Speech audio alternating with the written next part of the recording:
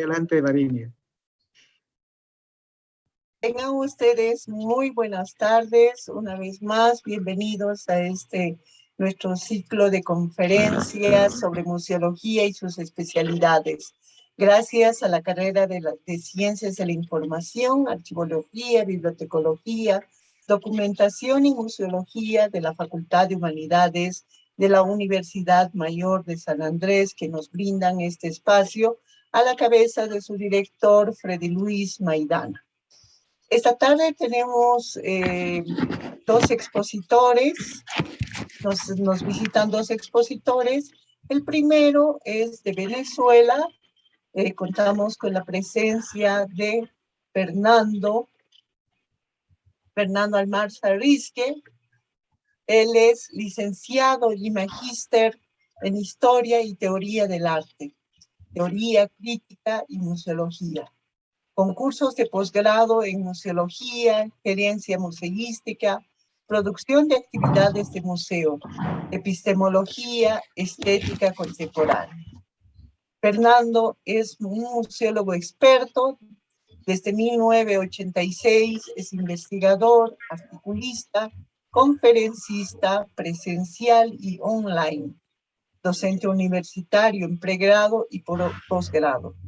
Es registrador de colecciones, asesor de museos para el registro y catalogación de las colecciones, su estructura de información computarizada y banco de imágenes digitalizadas.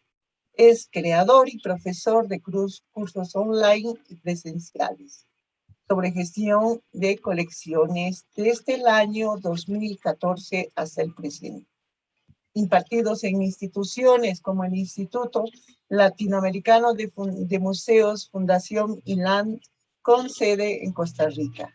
Es máster en proyectos curatoriales en España e Instituto de Conservación y Restauro Pachamama, Brasil.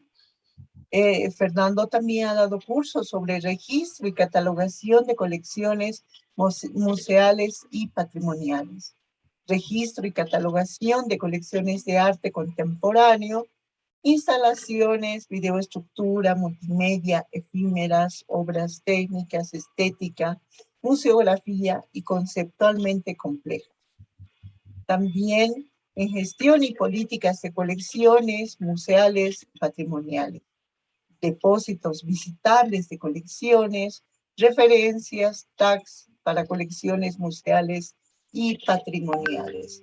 Fernando nos va a brindar en esta oportunidad la conferencia que lleva por título El registro crítico de las colecciones, registrando objetos y significaciones. Fernando, gracias una vez más por tu presencia. Y vamos a pasar entonces a su exposición, que va a tener una duración de 30 minutos, para luego pasar a las preguntas, no solamente en la sala Zoom, sino también en Facebook Live y YouTube, donde también estamos transmitiendo. Adelante, Fernando, muchísimas gracias una vez más por tu presencia. Gracias a ti, Varinia, a tus compañeros, a la carrera y a la universidad y a todos los presentes, que ya son bastantes, son siempre bienvenidos. El enfoque que yo voy a dar en esta videocharla para ustedes es básicamente la línea de información, la línea de trabajo que yo vengo desarrollando en cuanto a las colecciones de museos desde hace 35 años ya, que tiene que ver con lo siguiente, es decir, que parte de una premisa fundamental. En los planes de formación, en museología, en cualquier parte del mundo, o en muchas partes del mundo, lo que se refiere al registro y la catalogación de las colecciones, por lo general, suele estar enfocado en el aspecto o en la dimensión material del objeto.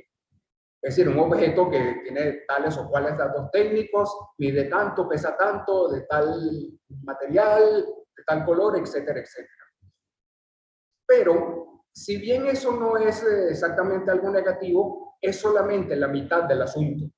Por lo siguiente, porque nada que todos ustedes no sepan, a nosotros nos han enseñado, nos han encarcelado en una especie de dicotomía en cuanto a la visión del mundo, donde se nos dice que por una parte hay objetos naturales, es decir, los objetos que crea la naturaleza, y por otra parte hay objetos culturales, que se refieren en general a todos los objetos creados por el ser humano, y no solamente objetos artísticos, sino de cualquier tipo, de ciencia, tecnología, de artes, de utilidad, de antropológicos, arqueológicos, etnológicos, etc. Pero resulta que esa dicotomía se va ampliando mucho más, por la siguiente razón. En cualquier cultura del mundo, desde las más antiguas, desde el periodo neolítico hasta hoy en día, por lo general los objetos que crea el ser humano, es decir, son objetos culturales. Pero son culturales ¿por qué? Porque tienen siempre una significación, tienen unos valores que por lo general trascienden mucho la condición material del objeto, incluso la condición utilitaria del objeto. Es decir, una cosa puede ser un objeto de científico-tecnológico que sirve para eso, pero puede tener o suele tener también otros valores que trascienden esa mera utilidad. ¿Qué significa Fernando, eso? perdona, ¿quieres que te compartamos tu PowerPoint? Ya, no, yo lo comparto en un minuto, porque Genial. hago esta introducción, entonces lo pongo. Gracias, Varinia. Entonces, ¿qué significa eso? Que todos los objetos creados por el ser humano, es decir, los objetos culturales, tienen una utilitariedad y también tienen una significación, es decir, algo que trasciende el puro sentido de la utilitariedad, si fuera el caso. Eso significa que eso nos entronca con otra noción, que es la noción de patrimonio, de la cual se habla mucho. Y no solamente hay patrimonios artísticos, culturales en general, sino patrimonios de diversos tipos. Es decir, aquellos bienes que se heredan, que se crean y por lo general suelen pasar a las generaciones siguientes, a las comunidades que rodean al creador, etcétera, etcétera. Entonces eso implica que el concepto de patrimonio, la noción de patrimonio, tiene un sentido fundamental y es lo siguiente. El patrimonio de cualquier tipo lo es siempre y cuando significa algo. Es decir, el patrimonio es porque significa, tiene unas significaciones, unos valores adicionales. Partiendo de esa premisa es que podemos abordar mejor tanto la noción del patrimonio como la noción de todo lo que tiene que ver con ello. Entonces voy a comenzar a compartir la pantalla para ir viendo ya lo que he venido escribiendo, de lo cual he venido hablando. Un segundo.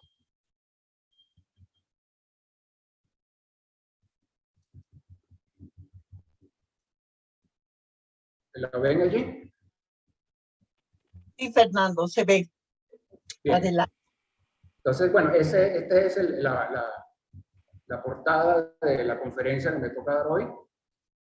Entonces, es lo siguiente.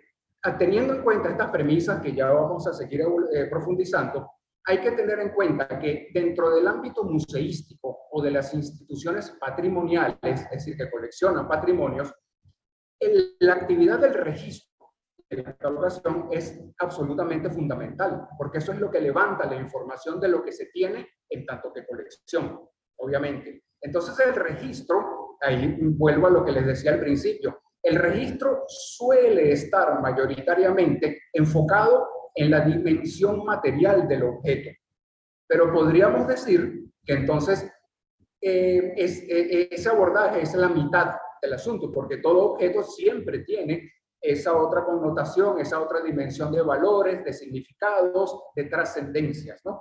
Entonces, por eso es que yo vengo desde hace 35 años planteando que el registro debe, en los museos y las colecciones patrimoniales, debe ser ejercido de una manera crítica, es decir, teniendo en cuenta estas premisas fundamentales que yo acabo de darles. Eso significa que el registrador o registradora de los museos y las instituciones patrimoniales debe tener ese pensamiento crítico que parte de estas premisas fundamentales de las cuales yo les he estado hablando. voy a comenzar a pasar.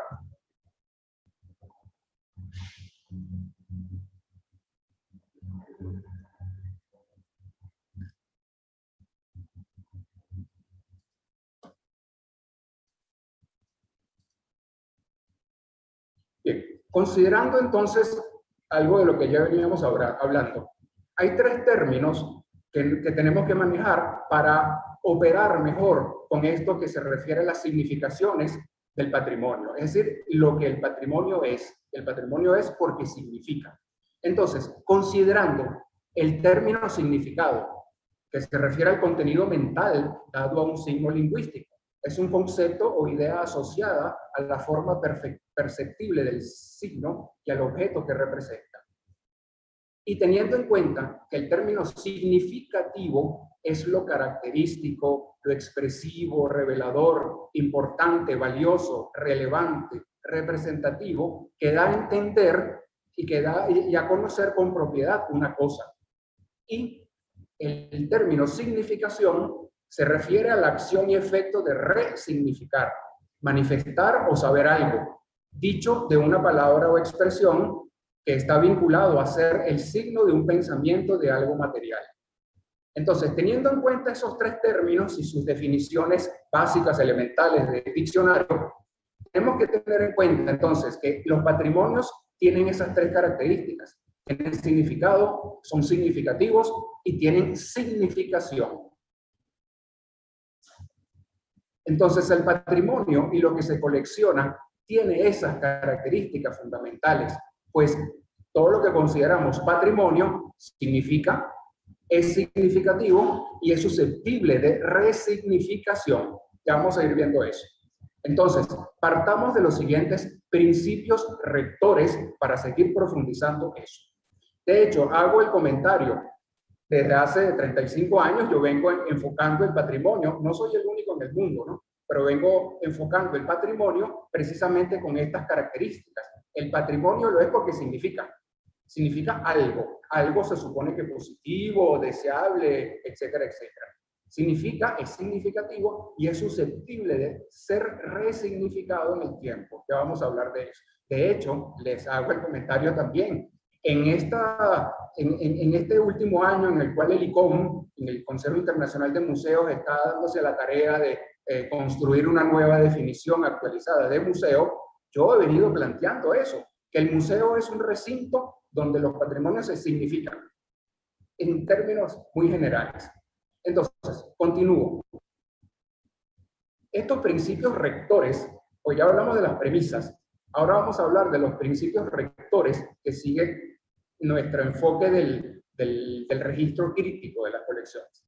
Las colecciones y los patrimonios de museos lo son porque significan. Las colecciones y patrimonios de museos son cúmulos de objetos con significados y significaciones. Vean ustedes lo limitado, por no decirlo obsoleto, que es cuando se habla todavía que los museos tal acumulan o guardan tesoros en general, que tesoros enfocados en lo valioso de su aspecto material. Pero más que eso, los patrimonios y las colecciones son esos, y los museos atesoran, entre comillas, significados y significaciones. Eso es lo que les da el carácter de patrimonio, de las colecciones del tipo que sea. En esto radica el aspecto crítico de lo que estamos hablando. El registro crítico y el registrador o registradora críticos, también que tengan ese perfil, digamos. Las colecciones, entonces, son instancias de significación y la resignificación en las colecciones del museo implica que los objetos de las colecciones y patrimonios en general portan significados y valores evolutivos. Vean que no solamente los objetos y los patrimonios significan, cualquier cosa que significan, sino que esa significación es evolutiva, con el paso del tiempo va aumentando, va cambiando, si se quiere. Esas significaciones son evolutivas y cambiantes según los trayectos de apropiación, dominio y resignificación que han sufrido en sus historias y existencias. Eso significa que cuando han sido patrimonios tomados a la fuerza, saqueados, etcétera, etcétera, por productos de invasiones y guerras diversas, por lo general esos patrimonios son resignificados, es decir, se les da otra o una adicional significación a la que originalmente tenían. Cada apropiación y dominio sobre los objetos, los cuales han sido por lo general saqueados o heredados, esa asignación de resignificados y valores alternativos o adicionales según los individuos o comunidades que se los apropian. Es decir, tienen nuevos dueños y por lo general se resignifica. Se les dan adicionales o nuevos suplantadores significados a los patrimonios. La resignificación genera adicionales formas de, ojo con esto, entender e interpretar los patrimonios, comunicar, de historias para contar y de formas ampliadas de registro y catalogación, de curaduría, de museografía y educación, potenciando con eso interacciones, inclusiones, accesibilidades, participaciones, reciprocidades y nuevos y acumulativos sentidos y lecturas a las colecciones. Entonces vean cómo la naturaleza de significaciones o de resignificaciones es la esencia fundamental de lo que consideramos como patrimonio, del tipo que sea. Y esas resignificaciones suelen ser evolutivas cuando no suplantadas por otras resignificaciones nuevas interesadas, digamos. Todo eso implica operar con sentidos, significados y resignificaciones. Recuerdan los tres términos, las tres definiciones de diccionario que vimos al principio, como premisas. Entonces, ya habiendo visto esos principios, las premisas y los principios rectores de nuestro trabajo, enfoquémonos ahora en lo que se refiere a los principios de trabajo propiamente. Entonces, si los objetos patrimoniales de colecciones lo son porque significan, es decir, valores positivos, deseables, y si los significados son evolutivos según su historia y apropiaciones que han sufrido, entonces coleccionar patrimonios implica operar con significaciones evolutivas. Realmente eso son las colecciones, no solamente limitadas a su dimensión material del objeto, por muy valioso que sea ese objeto, porque sea de oro y de piedras preciosas, etc. Eso es la mitad del objeto. Hay que enfocar también y entender y asumir el patrimonio por lo que significa o por lo que ha venido significando. Al operar con las colecciones, el registro y la catalogación de las colecciones y patrimonios en el museo es la primera instancia operativa interna vinculada con las colecciones y debe abrirse a esas significaciones evolutivas. Me explico. El registrador o registradora, con pensamiento crítico y con un ejercicio de registro crítico, no debe limitarse simplemente a la dimensión material del objeto que mide y pesa y tanto, y de tal o cual material y de tal o cual color o materiales, sino debe también comenzar a registrar esos niveles de significación que ha tenido, que dentro del museo luego las instancias de curaduría, educación, van ampliando y profundizando esas significaciones. Está muy bien, pero eso debe comenzar con el registrador y con el registro, porque al fin y al cabo la instancia de registro y el registrador o registradora y su equipo deben saber qué es lo que están registrando, qué es lo que están coleccionando. Continúo. El ejercicio de registro y la catalogación de las colecciones debe contar con esa conciencia y visión crítica. Esto es, que el registrador o registradora debe ser un profesional crítico, formado y capaz de utilizar recursos bibliohemerográficos e informaciones complementarias, lecturas y conocimientos de banco de información y publicaciones en esa área. Es decir, el registrador o registradora no deben quedarse con los libros que vieron en su carrera, sino que tienen que estar constantemente ampliándose y conocer muchísimas bibliografías. Por ejemplo, esto, que apenas es un primer esbozo. Hay diversos manuales, como el Manual Azul para Inventario de Bienes Culturales, producido por Colombia hace algunos años, una cantidad de bibliografía en inglés, lamentablemente, que son van desde el libro Métodos de Registro de Museos a los libros de nomenclatura, es decir, para identificar apropiadamente los objetos y sus significaciones, o abajo a la izquierda, que está ese manual de registro y documentación de bienes culturales, producido por México, por la señora Lina Nagel, hace ya algunos años, y por ejemplo, la pantalla grande blanca en el fondo, que es una serie de índices gratuitos que están en la web, que tienen que ver con tesauros de arte y arquitectura, tesauros regionales, categorías de descripción de objetos de arte, listas de identificación de objetos, de nombres, de sitios geográficos, etcétera, etcétera, y clasificaciones iconográficas, por ejemplo, el importantísimo Iconclast, que está en Holanda. Entonces son una serie de elementos con los cuales el registrador o registradora deben operar, deben conocerlos y deben incluso consultar periódicamente. La mayoría de esos libros que ustedes ven allí están en internet, no todos, pero se consiguen en la web, incluyendo algunos artículos míos de los cuales hablaremos después. Vean ustedes, por cierto, si ven en el cuadrito blanco de la derecha, hay en la foto inferior izquierda un libro que se llama Significance. Es un libro, junto con otro parecido que ha producido Suecia y Holanda, que son unas guías extraordinarias para entender la significación de los objetos. Entonces vean ustedes que, por ejemplo, en la línea de arriba, ese libro rojizo que se llama Nomenclatura 4.0, nos ayuda a identificar semánticamente el objeto. Eso es tal o cual cosa. El libro Significance nos ayuda a entender lo que significa. Entonces vean la complementariedad de todos esos elementos, de todos esos recursos de los cuales el registrador debe manejar muy bien, pues. Ahora bien, en la formación profesional, ¿qué tenemos? Sobre todo en Latinoamérica.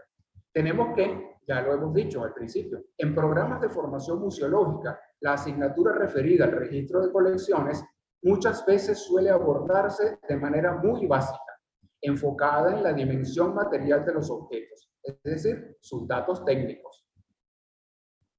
Muchos profesionales latinoamericanos y europeos de los museos de hoy coinciden en esto.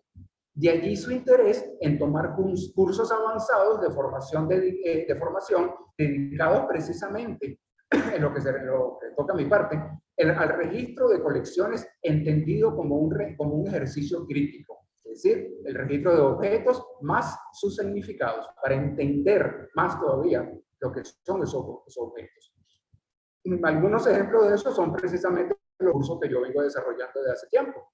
Por ejemplo, los que están acá, de registro y catalogación de colecciones patrimoniales, etcétera, que yo lo vengo trabajando desde hace ya como 14 años y siempre evolucionando, ¿no? Este curso de catalogación de colecciones patrimoniales ya tiene 19 ediciones y han pasado al menos 300 alumnos que los han tomado, cosa que les agradezco mucho.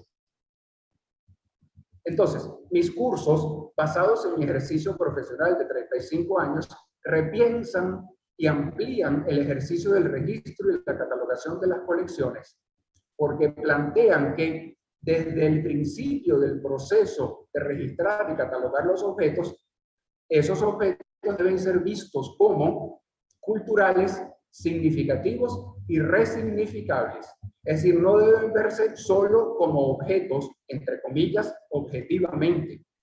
Porque todo objeto creado por el ser humano es un objeto, obviamente, es material, pero también es producto de un sujeto o de unos sujetos que viven en unas culturas, tienen algún sentido de la vida, algunas significaciones culturales, etcétera, y eso les imbuye al objeto como tal. El objeto es producto de esas cosas. Pues, entonces no hay que ver al objeto objetivamente, entre comillas, sino que el objeto cultural es creado por sujetos y por lo tanto es subjetivo, entre comillas, eso de subjetivo, en realidad decimos subjetivo, ¿no? Pero debe tener en cuenta el enfoque debe tener esas dos dimensiones, porque todo objeto cultural y no solamente artístico porta una carga de significados y valores evolutivos de los sujetos, de sus entornos y de sus culturas. Pero todo objeto es cultural, ya lo hemos dicho. Incluso aquel objeto natural. Vean ustedes esa dicotomía que les hablaba al principio, de que hay una división entre objetos naturales, que son los que hace la naturaleza, y los objetos culturales en general, que hacen los seres humanos. Pero hay unos criterios adicionales que nos llegan, que nos hacen entender que aún los objetos naturales se culturizan, entre comillas, es decir, se significan al ser abordados, analizados, taxonomizados, deviniendo entonces en objetos natural-culturales. Y esa expresión natural-cultural es una expresión que se le debe a la antropóloga estadounidense Donna Haraway, quien está viva actualmente. Ella propuso eso, que hay objetos naturales, objetos culturales y objetos natural-culturales. ¿A qué nos referimos como objetos natural-culturales? Pues el objeto natural también es portador de historias, mitologías y valores, por ejemplo, bosques encantados, montañas donde habitan los dioses, deidades de los mares, ríos, y por eso ese objeto se hace natural-cultural. Vean ustedes, la imagen de abajo es el famoso Monte Olimpo de Grecia, que es un monte, es una montaña rocosa, nada agradable, no tiene nada verde, pero según la mitología griega antigua, en la cima del Monte Olimpo es donde viven los dioses de su mitología griega. Eso es una expresión que hace que el Monte Olimpo, en este caso, sea un objeto natural cultural, porque tiene un sentido no simplemente como una formación geológica pedregosa, sino también como nada menos que la casa de los dioses de su mitología. Lo mismo a la derecha, algo que ustedes conocen mejor que yo, el lago Titicaca, frontera entre Perú y Bolivia. Según la mitología inca, el lago Titicaca es la cuna de la cultura inca, precisamente. Entonces vean ustedes la importancia del carácter de significaciones, carácter natural cultural que tiene en este caso el lago Titicaca, y no simplemente es un lago, una masa de agua muy grande, el lago más alto del mundo, etcétera, etcétera. Tiene mucho más. Entonces vean cómo se nos amplía hasta dónde vamos. Esa dicotomía que ya no es tal entre objetos naturales, culturales, sino que hay una tercera, que es el objeto natural-cultural. Y esas dimensiones culturales y sus significados y significaciones también se registran y se catalogan, pues así se amplían los datos técnicos del objeto, liberándolo de su sola condición material, como les venía diciendo desde el principio. Por lo tanto, el registrador o registradora debe saber qué está registrando y cuál es el potencial perfil de significaciones de su colección, y no solamente el perfil de objetos materiales, tesoros, por muy valiosos materialmente que sean. Su capacidad ampliada de lectura de significados y significaciones de los objetos registrados le confiere un perfil que yo denomino registrador crítico, o incluso lo he denominado registrador percurador.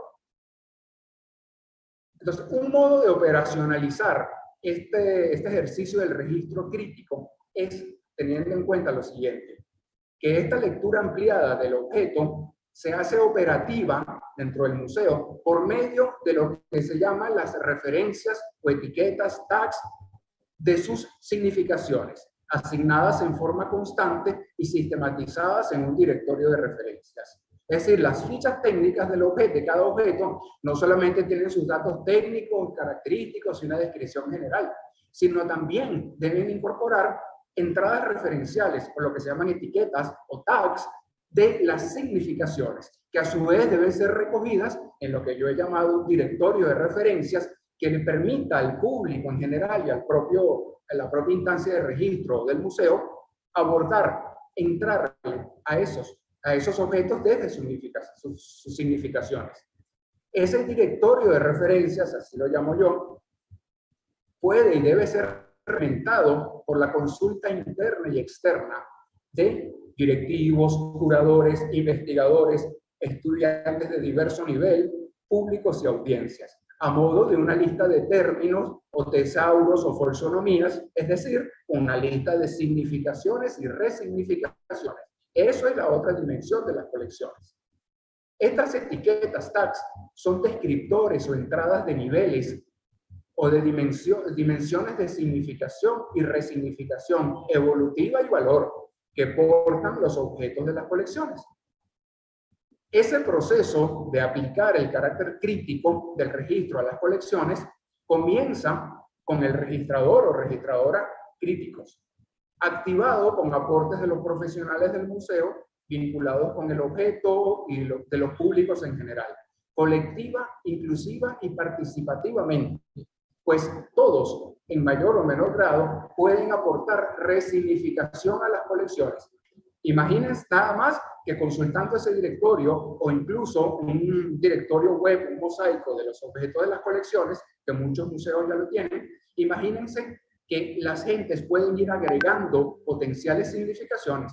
Ah, ese objeto significa tal cosa, pero para mí, según mi experiencia, significa esto y esto, porque hay una tradición familiar o cultural, etcétera, etcétera. Esa es la idea de entender las colecciones en su dimensión de significación y de potencial resignificación. Fernando, tienes 5 minutos más. Ya tengo ese rato. El registrador crítico, así llamado, debe estar informado y actualizado acerca de experiencias más o menos similares en otros países. No solamente con la bibliografía que acabamos de hablar, sino, por ejemplo, experiencias que han hecho de etiquetar, de ponerle etiquetas de significado a las colecciones, como la ha hecho, por ejemplo, el Museo de Arte Moderno de Nueva York, la Galería Nacional del Retrato en Londres, Inglaterra, etcétera, etcétera. Y experiencia, por ejemplo, la de abajo, ese cuadro taurino, fue una experiencia que desarrollé yo en el museo, en algunos museos de Venezuela, por allí por el año 95, más o menos, de etiquetar los personajes y las figuras con etiquetas de significación, precisamente. Esto es simplemente en uno de los trabajos que yo hice en Venezuela, se desarrollé pues un pequeño directorio de referencias de las colecciones, precisamente, que podías ingresarle en el mosaico de sus imágenes y una lista de los términos, porque así se manejan, se entienden mejor las colecciones. Y a su vez ese registrador crítico debe estar en conocimiento y asociación con profesionales y publicaciones de otros países, desde Estados Unidos hasta de diversos países, y conocer publicaciones de otros colegas, por ejemplo, el blog Registrador Trek, la nueva generación, blog que yo cofundé con una colega alemana, Ángela Kipp, hace algunos años, o publicaciones importantísimas como estas dos que tienen aquí, que ya después les mostraré, la de la derecha, que se llama Rupestrerías, de un arqueólogo colombiano, y la de abajo a la izquierda es de un colega mexicano. Y esto simplemente es un modelo directorio de referencias y significaciones, que todo museo, toda colección debería hacerlo precisamente. Entonces, esa visión amplia, ya para cerrar, la visión ampliada del registro crítico como una procuraduría permite la visualización de potenciales narrativas y significaciones de los objetos que pueden ser corporizables luego en actividades expositivas.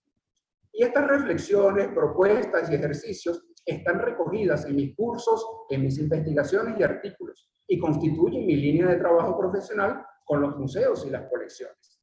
Entonces, por eso yo me hago eco de esa imagen que salió por ahí, que diga eso: mantenga la calma y escucha al registrador, porque un buen registrador crítico es una persona que puede decir mucho de las colecciones. Esos son, ya cerrando, algunos de mis artículos que yo he escrito en relación a este tema. El registrador de colecciones de museos, una revista española; el registrador crítico, que es una revista colombiana; otro que se llama el catálogo virtual del museo tal, la revista Nueva Museología, y etc. Y así otros diversos artículos que están allí, todos están en la web, todos se pueden conseguir allí. Otros de mis artículos, etcétera, etcétera. Y algunos de mis cursos que tienen que ver con el registro y de las colecciones. Allá hay unas imágenes, pero voy a cortarlas ahora, de mis cursos, y particularmente de registro y catalogación de colecciones patrimoniales y museales, porque es precisamente el curso matriz mío que más desarrollo y más profundidad tiene.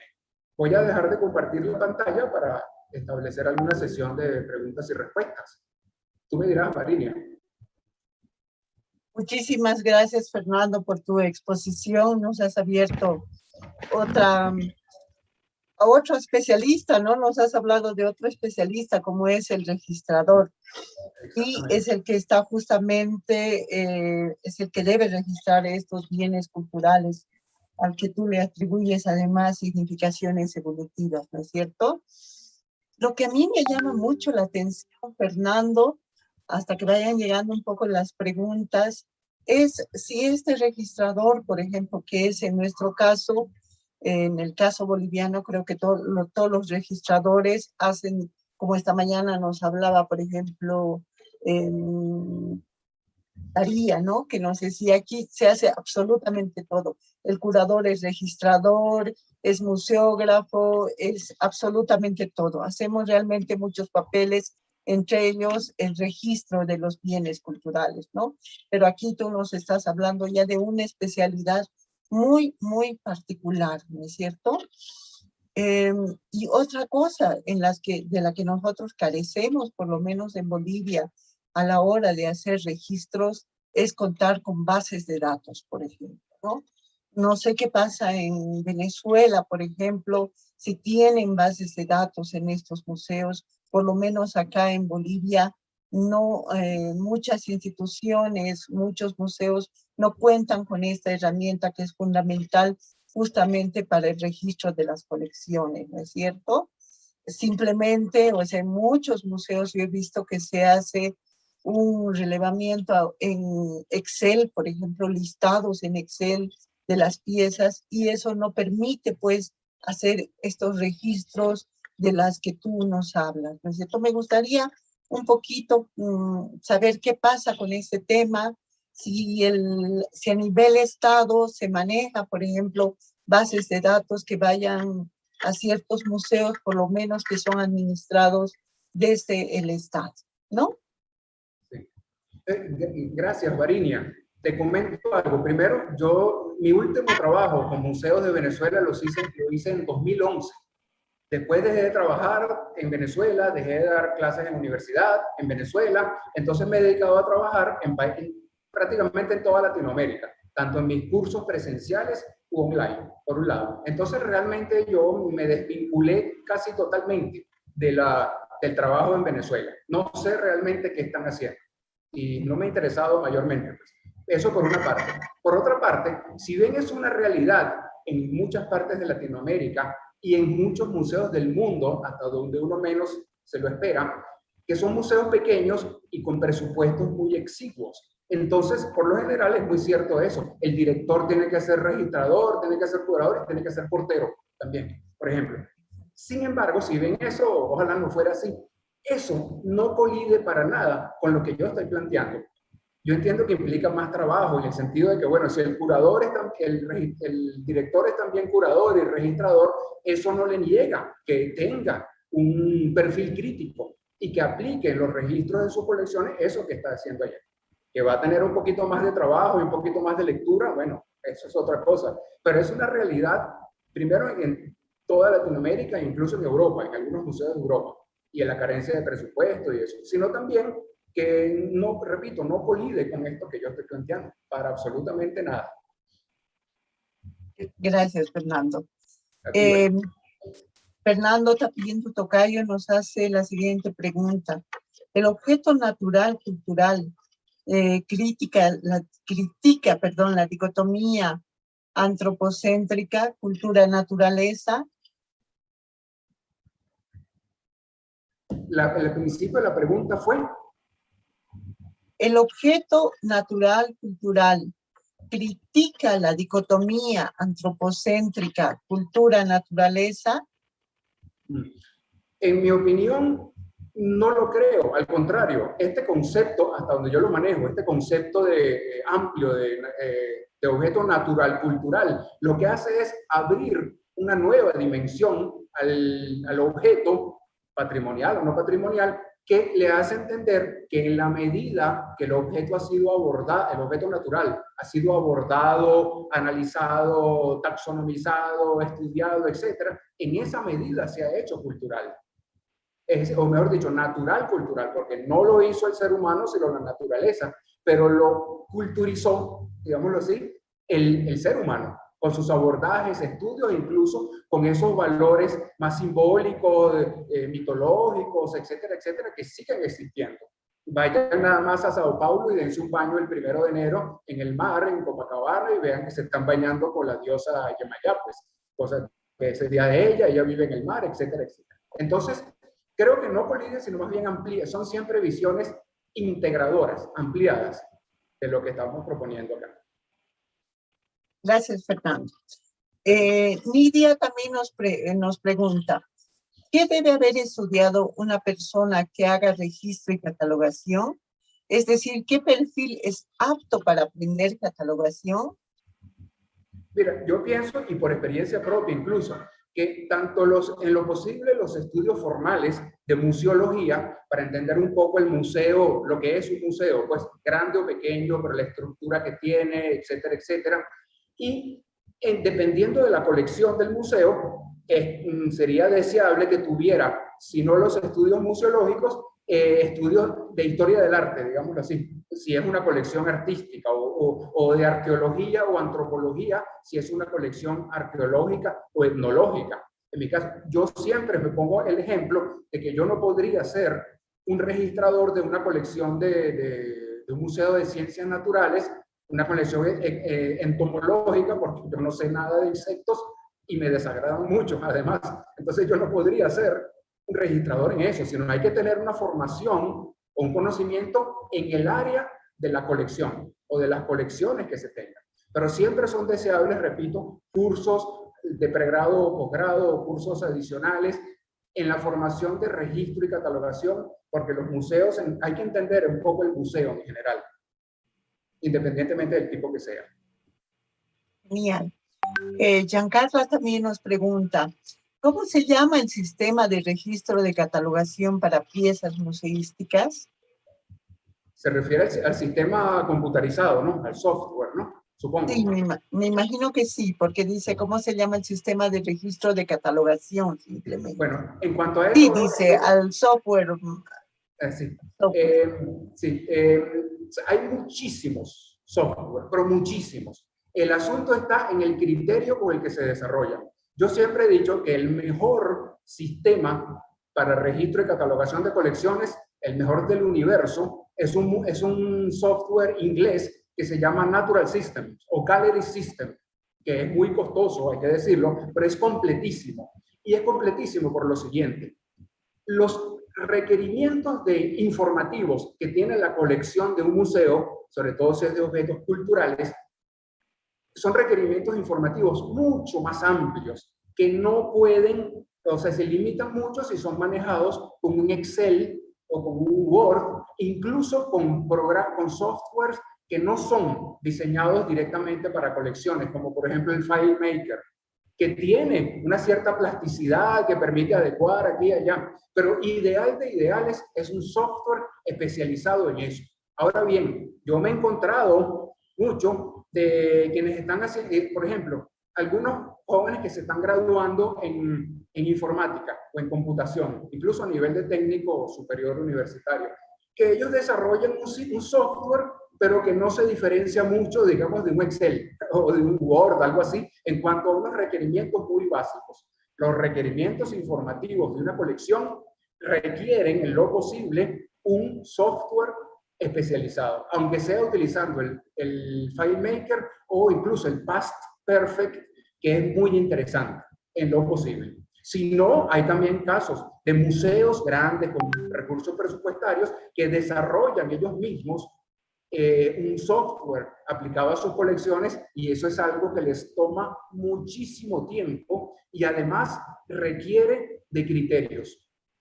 Yo tuve una experiencia así cuando trabajaba en el Museo de Arte Contemporáneo de Caracas, cuando era registrador jefe de allí, que ahí se empezó a desarrollar un software, pero y estuvimos años años desarrollándola. Entonces, no solamente eran los criterios que podíamos poner los registradores, en mi caso yo, y los asistentes que había, sino también el buen criterio que tenía el diseñador del software, que era un tipo bien claro, un tipo que yo digo que no era museólogo, pero merecía serlo. Uno le decía, el sistema de tener esto y esto y esto, y él lo traducía al lenguaje de computación, pues y lo ponía a funcionar, era excelentísimo. Pero en todo caso, repito, hay millones de softwares para colecciones, algunos mejores y algunos realmente que no sirven. Sí, pero son de coste, ¿no? Braulio también nos pregunta, ¿qué ejemplos de software libre hay para la construcción de tesauros? Y me gustaría que también respondas esta última pregunta, que es de Maricel, y nos dice, ¿el registro y la catalogación es lo mismo? Sí, voy con la segunda, la de Maricel. No son exactamente lo mismo, pero están íntimamente ligados, porque como yo planteo en mi curso de registro y catalogación de colecciones, el registro es un inventario con criterios, un inventario de colecciones de museo con criterios, no es simplemente, como yo digo, no es simplemente un inventario que hace un contabilista, que hay tantas mesas, tantas sillas, tantas lámparas. ¿No? Es un inventario mucho más profundo hecho por personas que trabajan en el museo y por personas que conocen su colección. Eso es el registro, en términos muy generales.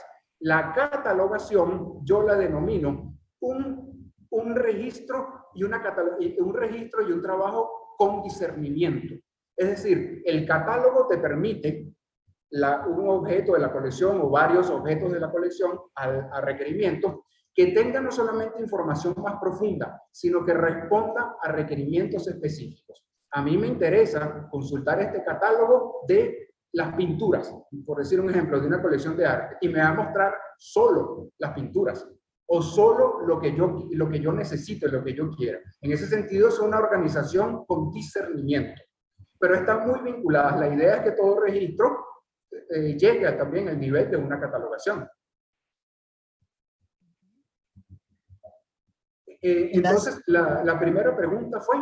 Era ejemplo de software libre para la construcción de tesauros. ¿De software qué? De software libre. Libre.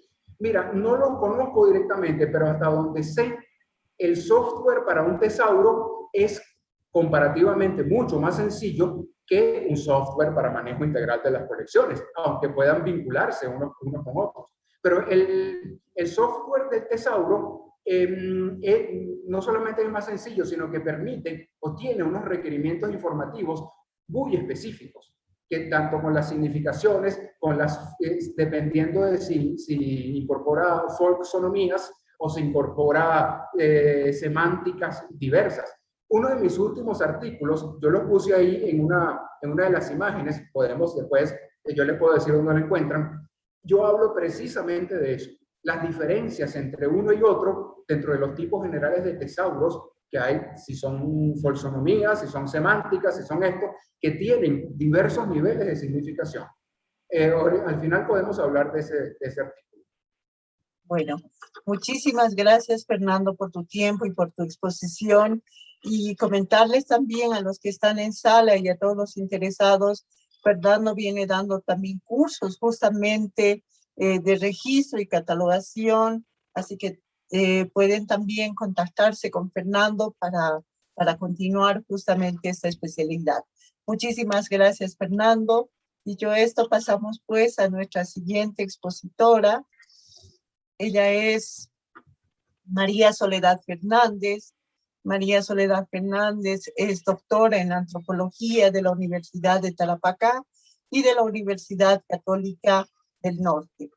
Es licenciada en arqueología de la Universidad Mayor de San Andrés. Actualmente cursa la última etapa del Magíster de Estudios Feministas del CIDES UNSAM. Y es también docente de la Universidad Santo Tomás, sede Arica, en Chile.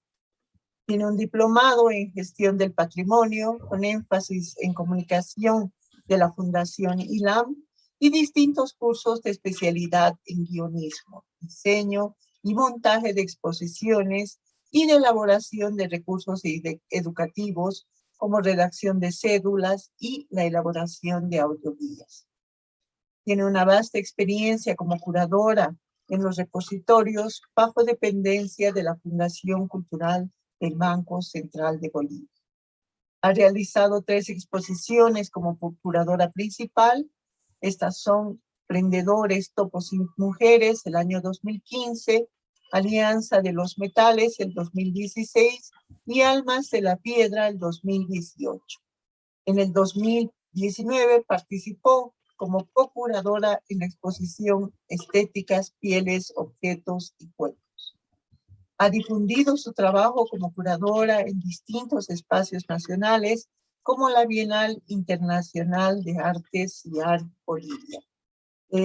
María Soledad Fernández nos va a presentar hoy día la conferencia que lleva por título El oficio del curador del museo, tareas, obligaciones y privilegios desde la experiencia curatorial de Bolivia. Sole, tienes 30 minutos de exposición. Adelante, por favor.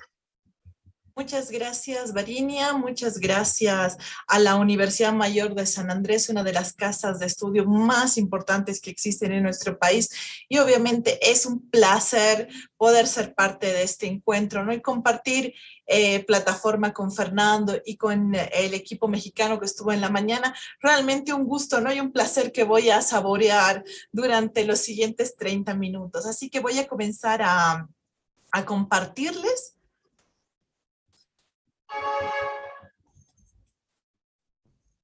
Y creo yo que ya estamos.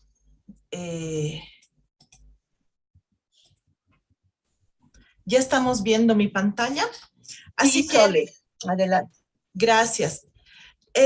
Bueno, Marina ya nos ha introducido con el título, pero más que un trabajo para poder entablar algunos conceptos, es una especie de exorcismo y de confesión sobre lo que se hace como curador dentro de los museos, ¿no?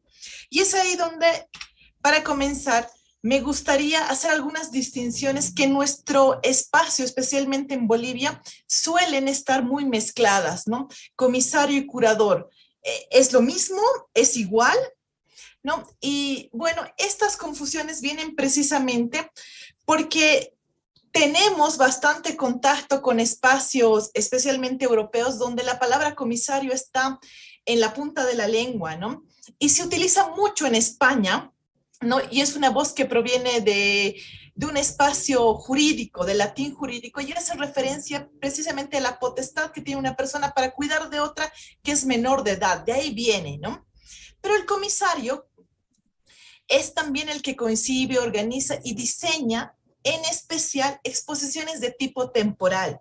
Hago una división importante porque la exposición temporal se va a diferenciar de una exposición permanente por el tipo de personas que involucran, aunque de manera general cumplen objetivos que son similares y muchas de las tareas que implican llevar a cabo las exposiciones temporales y las exposiciones permanentes prácticamente están solapadas, sí va a haber una diferencia en la forma en la que las concebimos, ¿no? Y el comisario puede tratarse también de un profesional que trabaja de forma independiente o dependiente con una institución que sea pública o privada, pero principalmente se asocia en nuestro campo, aquí en nuestro espacio, a la idea de trabajar en espacios que tienen que ver con el arte, ¿no?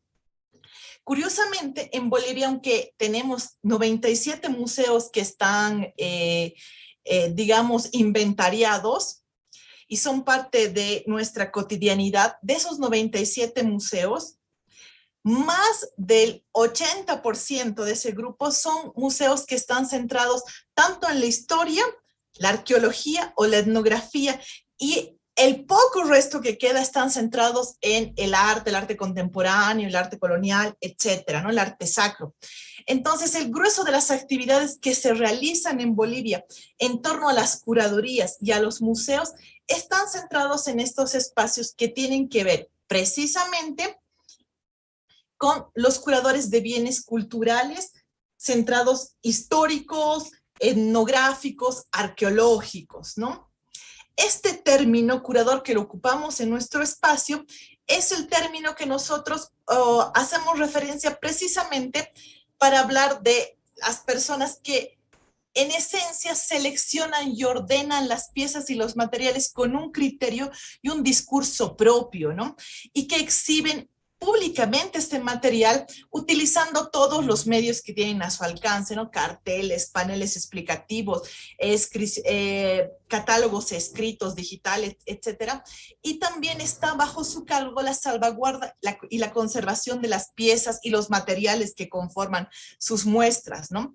En nuestro espacio, el curador está estrechamente relacionado al cuidado permanente de colecciones de museos y sobre todo a este concepto del museo como una institución, ¿no?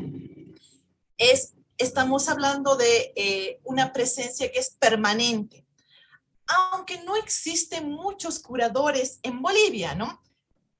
Aunque son bastante importantes, tenemos muy pocos curadores que tienen características de ser permanentes dentro de los museos. Normalmente los curadores suelen ser personajes que van y vienen dentro de las instituciones, ¿no? Y aquí me gustaría comentar, hablando de una experiencia de la que he participado varios años, y lo que están viendo aquí es el Museo Nacional de Etnografía y Folclore, cuya base está en la ciudad de La Paz, la base principal, ¿no?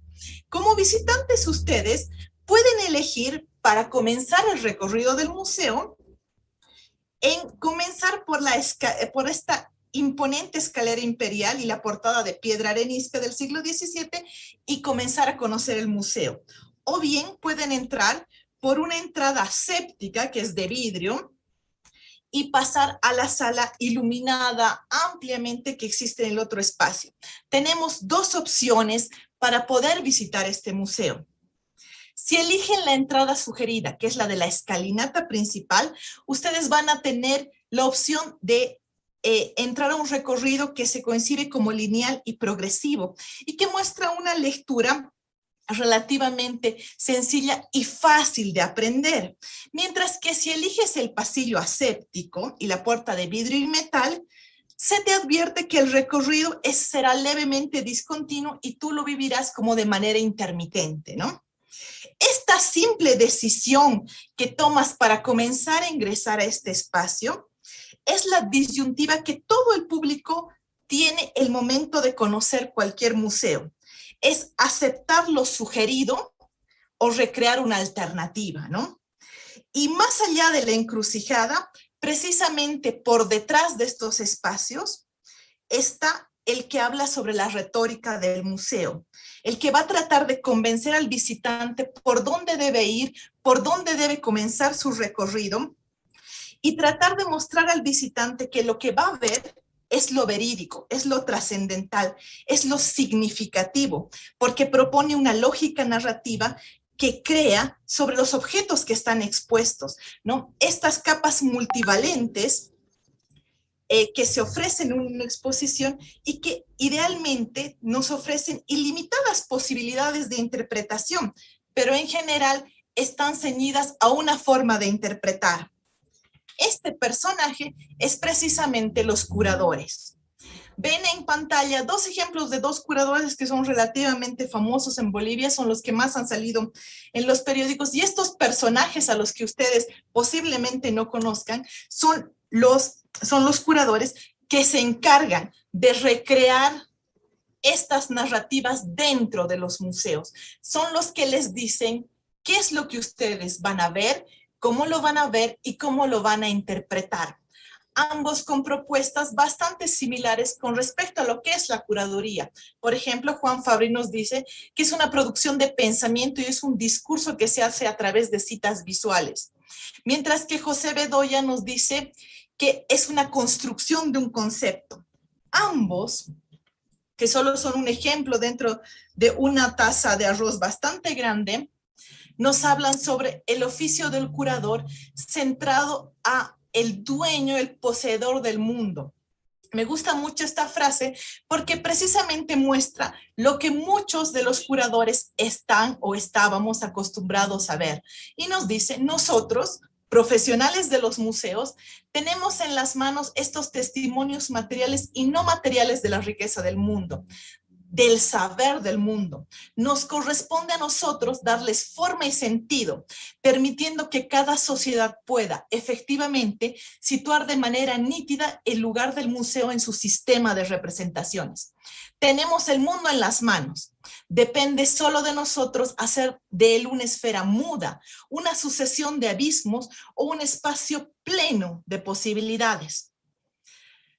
Otro autor nos dice: alabado sea el curador, bendito sea su poder como sanador de lo bello y restaurador de un campo de asepsia para el arte. Imagínense el poder y el ejercicio de poder que tiene este personaje tras las sombras para el momento de contar historias, ¿no? Y es aquí donde yo les voy a contar mi experiencia como curador en una muestra específica que se llamó Almas de las Piedras, ¿no? La sala que ustedes estaban viendo se inauguró el año 2018 y estuvo disponible hasta el 2019. Se adaptó una metodología curatorial de campo expandido que estuvo propuesta por Rosalind Krauss en los años 70 y principalmente tenía la idea de tridimensionalizar los objetos con temas particulares utilizando distintos materiales o recursos y tratando de definir nuevos conceptos partiendo del binomio materia prima y objeto terminado y el binomio paisaje y piedra, ¿no? Ambos binomios crearon una red de relaciones que trataban de definir parámetros para entender distintos vínculos que se entablaban entre las piedras y las personas y los distintos contextos temporales, geográficos, económicos, políticos, rituales, donde las piedras acompañaban y guiaban a las personas. Ese era el concepto principal. Alma de las Piedras se organizaba en 8 temas centrales y 23 subtemas o módulos de exposición y abarcaba 445 metros cuadrados.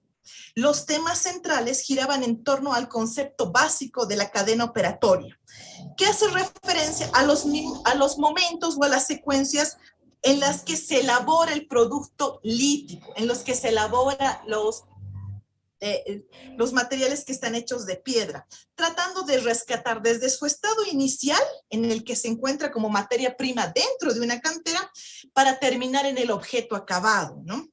El uso de este concepto en museología permite que los visitantes, ya sean nacionales o extranjeros, se apropien de las distintas capacidades técnicas que se requieren para hacer un objeto en piedra, y también de los distintos ensambles sociales que rodean esta producción.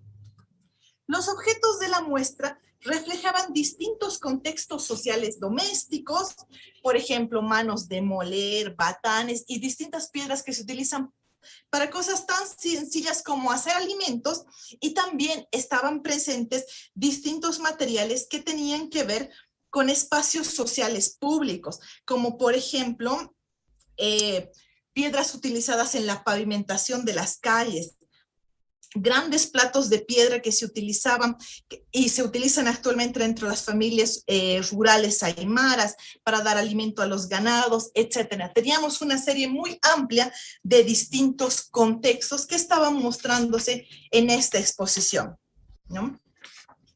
Como se ha señalado ya de distintas maneras, la experiencia curatorial precisamente se centra en un intenso proceso de seleccionar estas piezas que van a entrar, ¿no? Y de sintetizar la información que involucran estas decisiones, que son a la vez científicas y a la vez museológicas, con el objetivo de poder mostrar y comunicar a un público, ¿no? Este proceso de selección, que es la esencia de la curaduría, produce un discurso que en esencia, principalmente y en palabras grandes, es un discurso de poder, ¿no? Similar, creo yo, a la homilía católica, ¿no? Que nos muestra como una senda a seguir. Es como un diagnóstico médico, ¿no? Que trata y combate una enfermedad. Esa es la forma específica en la que se deben leer estos objetos, porque ese es el poder, el privilegio que tiene el curador de crear y de mostrar una narrativa, una forma que él tiene de ver un espacio, de ver un objeto y de mostrarlo al público, ¿no? estas analogías que tienen que ver con la idea de que el curador es como un curandero que vigila la salud física o que es como un cura, ¿no? Que cuida las almas, es uno de los problemas principales con los que nos enfrentamos en muchas de las exposiciones, ¿no?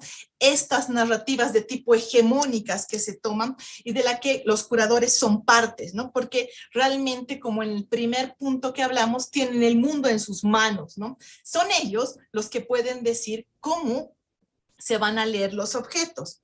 Sin embargo, la curaduría per se también es un instrumento que no solo hace posible el poder, sino que también está bastante controlado, ¿no? A la vez que controla, es controlado, a la vez que selecciona, es seleccionada, a la vez que organiza, es organizada. Y eso tiene que ver con el hecho de que la curaduría no se ejerce si es que no se hace dentro de las paredes de la institución. Por ejemplo, Almas de las Piedras fue parte de un plan quinquenal de exposiciones, ¿no? Que tenía las paredes bastante restringidas con relación a lo que se quería mostrar. Así que si bien puede ser entendido como un proceso de poder que se tuvo en la curaduría para mostrar y seleccionar algunas piezas, también era un ejercicio en el que se controlaba el discurso que iba a salir, ¿no? Así que esta construcción conceptual y su materialización debe leerse de esa forma, controlada y controladora.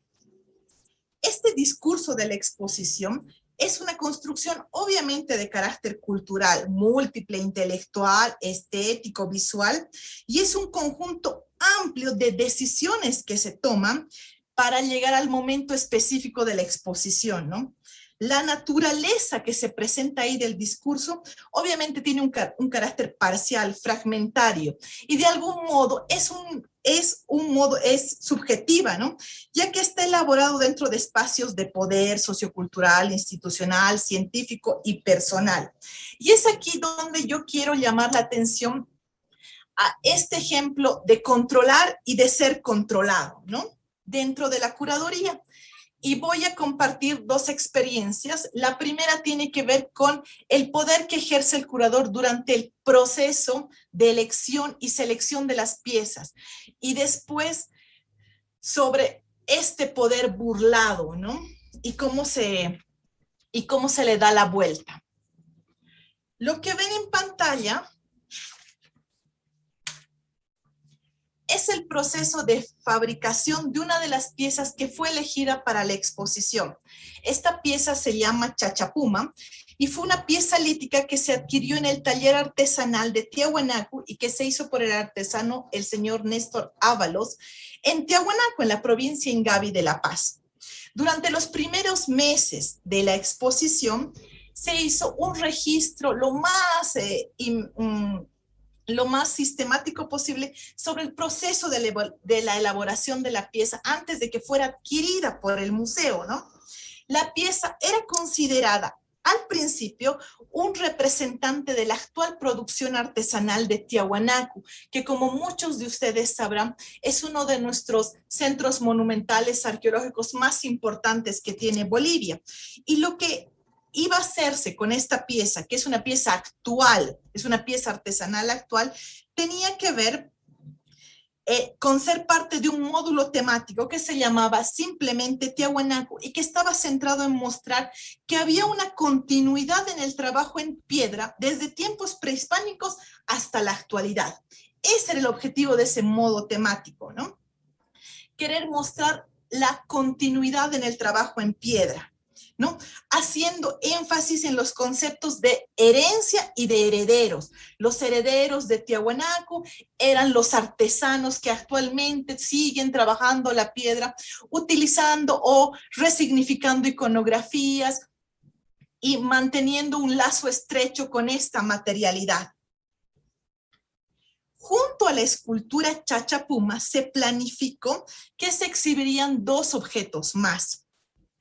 Un pequeño pequeño friso tallado en arenisca roja con dos personajes alados de perfil dispuestos cara a cara.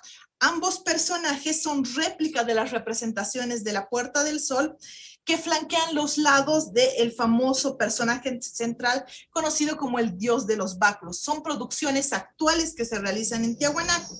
El segundo objeto es un pequeño monolito, también elaborado de arenisca roja, que es una escultura antropomorfa que tiene forma de paralelepípedo y que los rasgos tallados principales replican las características de monolitos que son bastante característicos, que es el monolito Bennett, ¿no? O el Pachamama.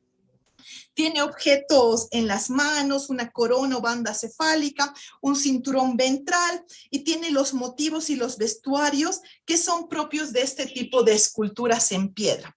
Estos tres objetos en el premontaje fueron concebidos como parte de este pequeño módulo, ¿no? Sin embargo, se tomó la decisión de reemplazar Chachapuma, que es esta... que es la escultura en andesita, por otra escultura. Esta es Chachapuma.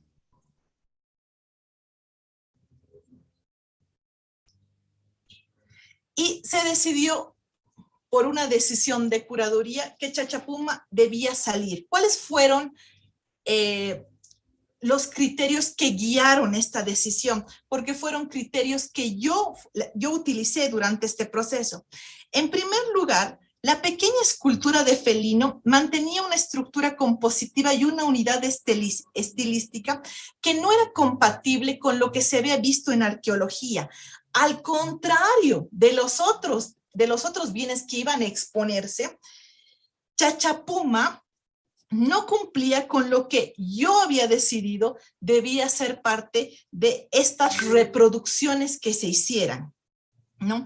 Tenía la cabeza levemente levantada, los ojos y la nariz y la boca talladas con formas geométricas cuadrangulares que no correspondían a las representaciones típicas de Tiahuanaco, ¿no? La decisión de cambio fue basada en una lógica muy simple. Los objetos, el friso y el monolito, eran producciones artesanales actuales que mantenían una estética similar a la desarrollada en tiempos prehispánicos, y su composición se podía entender como un continuo de las formas y motivos de los movimientos clásicos, de los monumentos clásicos de Tiahuanaco. Sin embargo, Chachapuma era distinto, ¿no? No tenía líneas redondas de las esculturas originales de basalto, que además son muy populares dentro de los museos. Es una pieza que es asimétrica en cabeza y cuerpo. Y finalmente, lo más importante de este tipo de esculturas es que no tenía como el símbolo principal que se esperaba de una escultura Chachapuma, que era la presencia de la cabeza trofeo, que no existía en la forma de representación.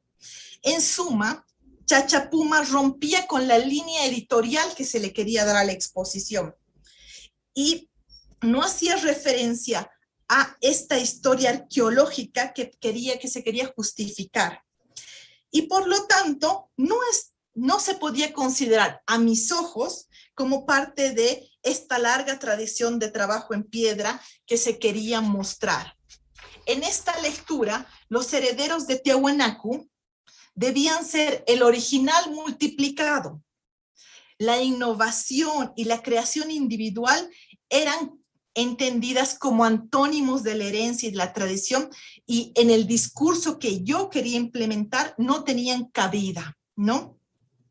La decisión curatorial tomada creó una frontera que es consciente entre el público visitante y la producción artesanal en Tiahuanaco, porque lo que yo hice como curadora fue sobredimensionar y explotar la producción artesanal enmarcada en la práctica comunitaria de reproducción fiel de motivos, y oculté de manera voluntaria la producción artesanal innovadora y dinámica que se desarrolla de manera paralela y que es muy amplia en Tiahuanaco, ¿no? Las relaciones de poder que yo ejercí en ese momento crearon el destierro de uno de los bienes culturales, ¿no? Principalmente fueron producidas por mi formación académica primigenia, que es la arqueología, ¿no? Al igual que otros profesionales como historiadores, antropólogos, yo me siento seducida por los bienes eximientes, es decir, por estos bienes que están por desaparecer, los que están emulando deterioro, estos bienes que, como hace referencia Benjamín, son estos que están en el instante mismo del peligro de desaparecer, estos bienes que huelen a viejo, ¿no? Eso precisamente fue lo que me llevó a decidir como curadora sacar una pieza y colocar otra, ¿no? Ninguno de los objetos elegidos en el módulo expositivo portaba esta espada de desaparición que después yo traté de ocultar. Así que ahí ven un primer ejercicio de poder, pequeño, simple, pero poderoso, si vale el término, porque oculté una forma de producción y relevé otra. Ahora bien, si bien este personaje de curador parece ser un personaje todopoderoso con una capacidad de crear un discurso y recrearlo, es también uno de los personajes más vulnerados y cuyo poder es tan frágil y que se va como un estornudo, ¿no? Y aquí les voy a mostrar cómo este pedestal que uno construye se derriba en un minuto. Les muestro cómo quedó el módulo simplemente Tiahuanaco para que ustedes vean cómo se representó y cuál fue la finalidad de este ejercicio de poder, donde salió una pieza y entró otra. Como parte de la misma exposición, nosotros, dentro del museo, se creó un espacio que tenía como fin hablar de la arquitectura en piedra, ¿no? Y lo que se utilizó fue un recurso museográfico que tenía fin de recrear 3 distintas formas de mover el agua, mostrando las diferencias arquitectónicas en piedra desde Tiahuanaco, el Inca y la Colonia. Lo que se quería mostrar eran 3 distintos momentos de utilización de la piedra y 3 distintos estilos arquitectónicos que fueran sencillos y rápidos de conocer, ¿no? El boceto fue un recurso planificado y encargado y diseñado desde la curaduría, pero fue elaborado e instalado por el artista plástico Ramiro Sirpa. Como parte de la exposición del museo, es muy común que los profesionales de montaje estén presentes durante todo el proceso, y una de las características de la inauguración de la exposición fue desear suerte a este recurso para que la gente pudiera conocerlo, y como parte lo que se hizo fue lanzar monedas a modo de una fuente de los deseos en estos espacios como una forma de cábala, hablando de los buenos augurios de la exposición, ¿no? La presencia de un par de monedas animó a los visitantes a dejar mucho más monedas, y poco a poco se instauró y multiplicó esta costumbre, ¿no? Más allá de hablar de un espacio que mostrara las diferencias arquitectónicas, este espacio fue concebido como una fuente de deseos, ¿no? El discurso primigenio, evocador de solemnidad de la arquitectura en piedra, de las características técnicas que comparte el espacio, en este momento cambió totalmente de narrativa y se convirtió en una fuente del deseo de los visitantes, que han modificado y recreado el significado en una dirección que fue distinta, imprevista por la curaduría, ¿no? Y solo queda preguntar, ¿no? ¿Son comparables los comportamientos y las motivaciones de los visitantes a los deseos que existen del curador de mostrar en una muestra? ¿No? ¿Existe una manera apropiada de disfrutar y de aprender en una exposición?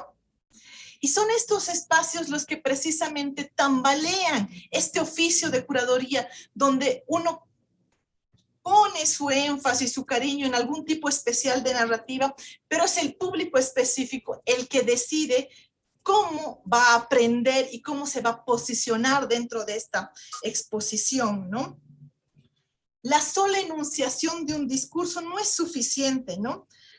es necesario pensar que los museos y la curaduría se realiza con la implicación principal del público y eso a veces se olvida, ¿no?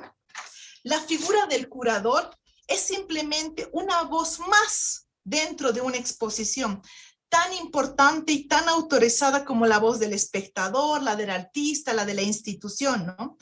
Dentro de los museos, la necesidad de diversificar las narrativas debe ser parte desde el inicio de la construcción de los guiones de la exposición. Y la curaduría no debe ser nunca entendida como una actividad en solitario. Más allá de buscar la diversificación en profesiones o disciplinas dentro del discurso, es también pensar en la curaduría como una construcción de retículas donde se teje academia, institución y público, ¿no? Es especial en este momento pensar en espacios de convivencia, ¿no? No limitados a las posiciones académicas, sino centrados en los rescates de públicos, inclusión de percepciones, historias en torno a objetos y a espacios. Con estos dos ejercicios he querido acercarlos a todos los que me han tenido la paciencia de escucharme a este proceso que implica la curaduría, ¿no? El de construir y de ser construido en un solo momento y en un solo espacio, ¿no? Y sobre todo, el demostrar que todo lo que se planifica y todo lo que se piensa en un momento cambia cuando el público entra en el museo y lee nuestras propuestas y cómo las va acomodando. Y eso es precisamente el oficio del curador, ¿no? El de poderse entender y de ser este puente que pueda unir estas distintas alternativas. Muchísimas gracias. A ti, Sole, muchísimas gracias. Muy contundente realmente tu exposición. Y me queda ahí una cosa que muy fuerte, ¿no? Que tú dices, esta crítica también a los curadores de alguna manera, ¿no? Que manejan este discurso controlado y controlador, ¿no es cierto? Y es verdad, ¿no? Porque somos al final quienes decidimos qué mostramos y qué no mostramos. Sin embargo, yo creo que también hay otro estamento que también decide que entra y que no entra en una exposición. Muchas instituciones, muchos museos se ven pues intervenidas también por la voz de la dirección, ¿no? Que es al final también quien decide qué va o qué no va también. Creo que también ese punto es súper importante, ¿no? De cómo ciertos directores intervienen en tu propuesta museológica, en tu propuesta museográfica, ¿no es cierto? Hay algunas que te felicitan en las redes, dicen muy buena, qué genial, excelente, muy interesante, Karina Cortés. Y hay una pregunta de Hernán Max que nos dice, en Bolivia, ¿en qué institución se puede estudiar para ser curador? Todavía en Bolivia no contamos con un espacio para estudiar sobre curaduría, bueno, recientemente la carrera de Ciencias de la Información está comenzando a hablar sobre museología y en uno de sus espacios de formación la curaduría sé que va a tener un lugar central. Hasta ahora los curadores simplemente se hacen al calor del fuego y de la práctica, ¿no? Esa es la verdad, o sea, es la presencia, el estar frente, el trabajar en los museos y enfrentarse a las necesidades que requieren, las que te hacen curador. Esperemos que con el tiempo la formación pueda dejar este espacio más de instinto y dar paso un poco más a otros momentos, a otros espacios, pero por ahora los curadores se hacen en el fragor de la batalla. Gracias, Sole. Jonathan Cruz nos pregunta, ¿qué competencias, conocimientos y habilidades debería tener este curador? Coincido mucho con Fernando Almaraz que un curador debe verse primero a la colección a la que va a curar, ¿no? Porque una persona que va a curar una exposición, principalmente que tenga que ver con arte moderno, debe tener una sensibilidad con la historia del arte, con el arte, ¿no? Lo mismo si uno va a curar dentro de un museo que es de etnografía o un museo que es antropológico, debe haberse formado en disciplinas que tengan y que le hayan creado estas habilidades, ¿no? Estas sensibilidades que creo que los 5 años de estudio son las que dan, ¿no? Estas habilidades, estas licenciaturas en antropología te dan cierta sensibilidad para poder curar muestras que tengan que ver con etnografía, por ejemplo, ¿no? ¿Alguna consulta más?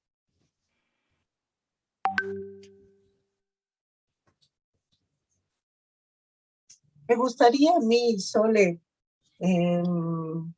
que nos cuentes un poco, porque ha sido muy importante esta exposición, no solamente para el museo, sino para La Paz, ha sido una de las exposiciones más visitadas. ¿Cómo has empezado con este proceso, por ejemplo, de curar esta muestra, ¿no? ¿Cuál ha sido el principio de curar esta muestra? Almas de las Piedras fue parte de un programa quinquenal, ¿no? Que tenía como fin mostrar la cadena operatoria de un sinfín de materiales, desde los textiles, la piedra, la madera, etcétera. Entonces nos acomodamos a este requerimiento que venía desde los altos estamentos de las direcciones, ¿no?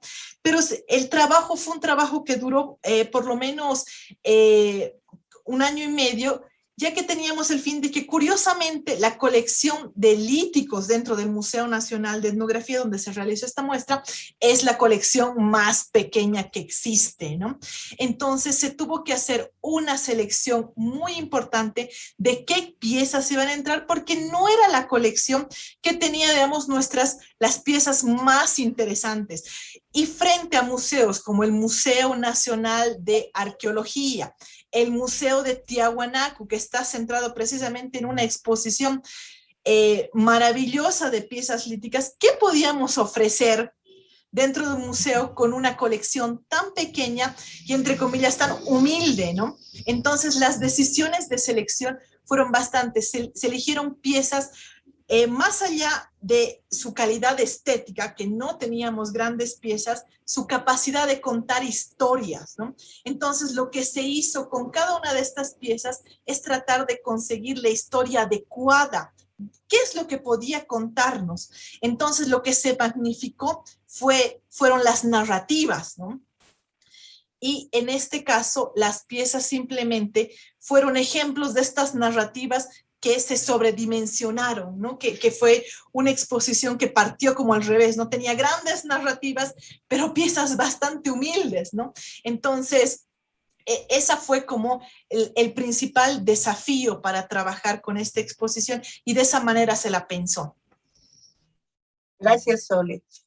Giancarlo también nos pregunta, ¿el curador brinda la misma información que el encargado de guiaje en eventos, por ejemplo, dice como la noche de museos? Y antes de que ingreses a la respuesta, por favor, Marcelo, podemos ya activar nuestro link de asistencia, por favor. Adelante, Sole, gracias. Idealmente sí. Una de las tareas del curador cuando se realiza una muestra es hacer una guía para el guía. Es decir, que cómo ha pensado y trabajar con el guía sobre tratar de explicar cómo ha planificado la exposición y tratar de acercarlo a las narrativas que están ahí presentes, ¿no? Obviamente siempre existen diferencias en las formas de contar, porque los guías tienen otro tipo de formación que tiene que ver con una cercanía al público que a veces los curadores no pueden lograr, ¿no? Entonces, esta formación más de tipo inclusive pedagógica que tiene un guía, le da un plus, pues, yo creo, importantísimo frente a una exposición que pueda hacer un curador de una muestra, porque el guía tiene otros recursos que hacen de una visita un estado un poco más agradable, inclusive hacen que las personas quieran volver, ¿no? Varias veces. Entonces, aunque manejamos la misma información, los recursos y las formas en las que se divulgan son distintos, ¿no? Muchísimas gracias, Sole. y también a Fernando Almarza por las charlas de esta tarde. Hemos estado con dos expertos, realmente uno desde el registro y la catalogación que nos visita o nos ha brindado su conferencia desde Venezuela, y recordarles también que él dicta cotidianamente estos cursos sobre registro y catalogación. A todos los que estén interesados, pues les invito a ponerse en contacto con Fernando. María Soledad es una de las más grandes curadoras, creo yo, en La Paz. Tenemos todavía dos de sus exposiciones más lindas en el Museo Nacional de Etnografía y Folclore. Una de ellas es Alianzas de los Metales. Vayan a verla, es realmente preciosa esta exposición. Y a los que están en Sucre, Topos y Prendedores, que también ha sido una muy bonita exposición. Agradecerles pues a los dos por su presencia e invitarles para el siguiente viernes 27, que vamos a estar también con la presencia de Andrés Abad y Sol Cabezas. Andrés nos visitará desde Ecuador y Sol desde Argentina, ambos también expertos en museología. Muchísimas gracias a todos por su presencia. Fernando, Sole, muchas gracias. Y a Marcelo por estar ahí detrás de bambalinas, que nos ayuda siempre con todo lo que es la tecnología, y la María Elena con todo lo que es los alumnos que van ingresando y los visitantes que ingresan al Zoom. Muchísimas gracias a todos. Muchísimas gracias. Hasta luego. Chao.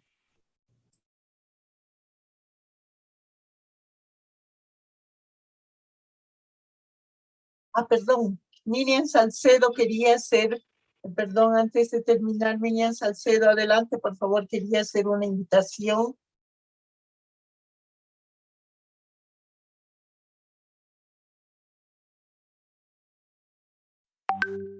Miriam.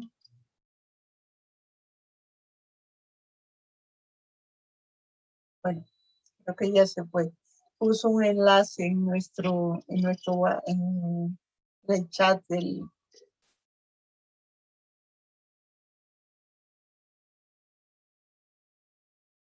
Gracias. Muchas gracias.